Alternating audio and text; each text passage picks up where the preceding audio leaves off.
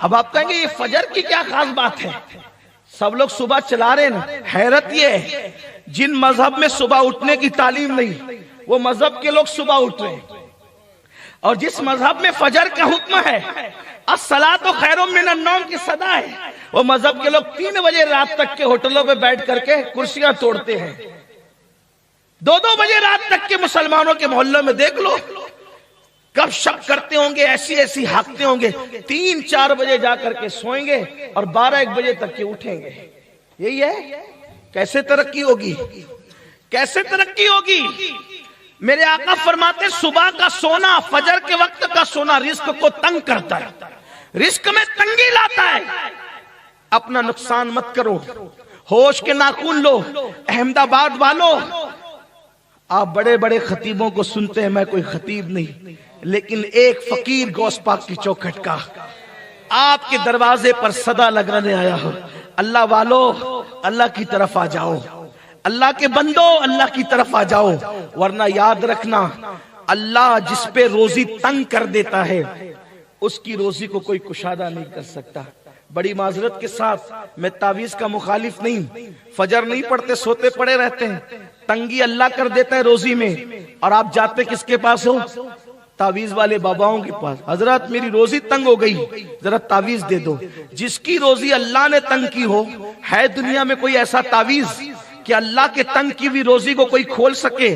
تعویذ میں جادو کا علاج ہے، تعویذ میں اللہ کی ناراضگی کا علاج نہیں ہے۔ اللہ کی ناراضگی کیسے ختم ہوگی؟ جب تیری نماز نہ پڑھنے پہ اللہ نے ناراض ہو کے روزی تنگ کی ہے، تب اس کا علاج کیا ہے؟ نماز پڑھ، نبی کی آنکھوں کو ٹھنڈک دے، پھر اللہ تیرے گھر میں ٹھنڈک عطا کرے گا۔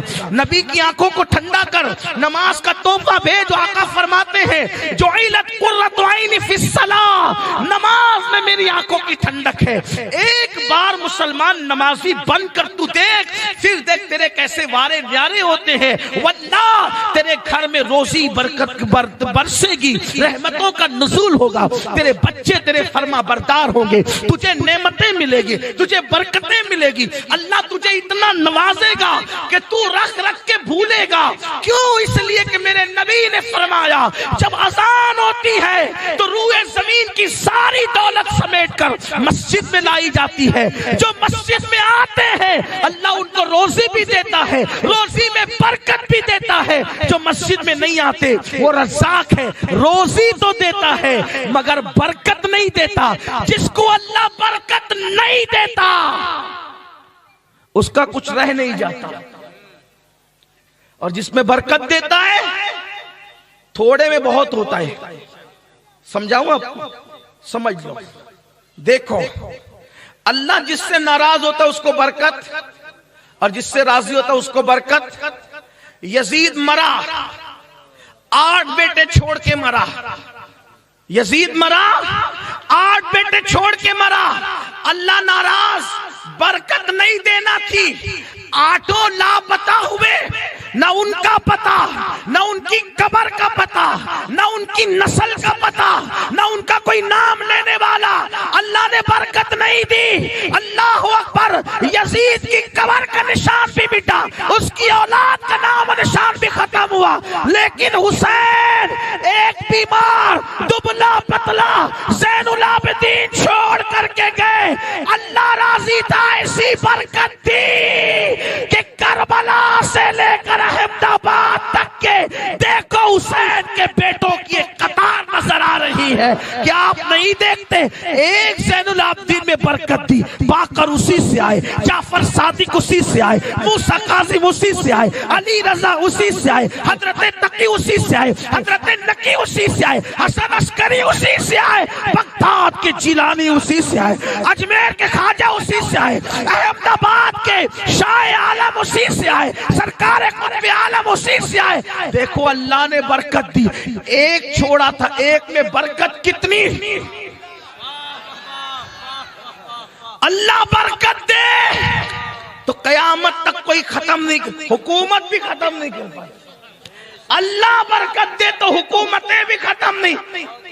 کتنا مٹانے کی کوشش کی حکومتوں نے، حکومتیں ختم ہو گئی، آل حسین ختم نہ ہو۔ برکت اللہ نے دی، برکت اللہ نے دی۔ پتا چلا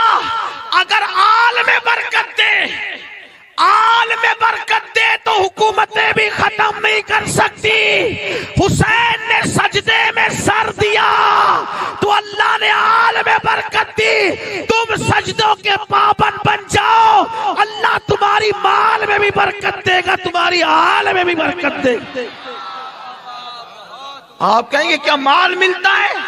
مال ملتا ہے. میں کہتا ہوں نادان, اپنے نبی کا فرمان پڑھ. اللہ کے رسول نے فرمایا جب بندہ سجدہ کرتا ہے تو خدا اور بندے کے درمیان کے سارے پردے ہٹا دیے جاتے ہیں. ارے جب سجدے میں خدا مل جاتا ہے تو کائنات کی کون سی نعمت نہیں ملتی. جو سجدے میں خدا ملتا ہے کیا نہیں مل سکتا. آؤ سجدے کے پابند بنو, غلطی نہ کرو. رات میں کوئی کام نہیں ہے تو جلدی سو, صبح کو جلدی اٹھو. مجبوری ہے دیر سے سو, چلو دیر سے سو, لیکن جلدی اٹھو. آپ کہیں گے نہیں اٹھ پاتا ہوں. میں کہتا ہوں نماز کی اہمیت دل میں پیدا کر, کیونکہ پلین پکڑنے کے لیے آنکھ کھلتی ہے نا آپ کی. اگر کسی دن فلائٹ پکڑنی ہے تو آنکھ کھلتی ہے نا. تو جب فلائٹ کے لیے کروڑوں فلائٹ سے بڑھ کر ہے ایک وقت کی نماز, کیونکہ فلائٹ چھوٹے گی تو کوئی نقصان نہیں آپ کا آخرت کا, لیکن ایک وقت کی نماز چھوٹ گئی تو اللہ کے رسول فرماتے وہ اللہ کے ذمہ کرم سے باہر ہے. آقا فرماتے